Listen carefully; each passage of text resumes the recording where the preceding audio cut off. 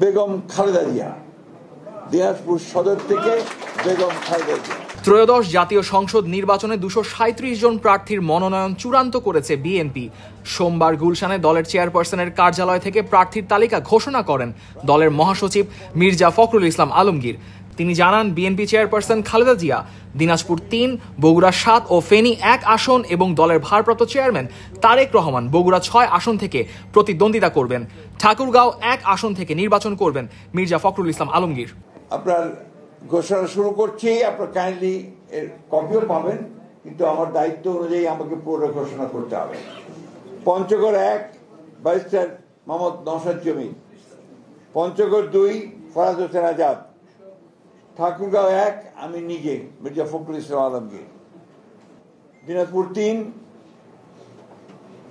বেগম খালেদা জিয়া, দিনাজপুর সদর থেকে বেগম খালেদা জিয়া,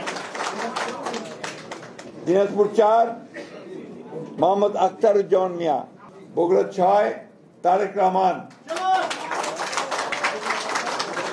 বগুড়া 6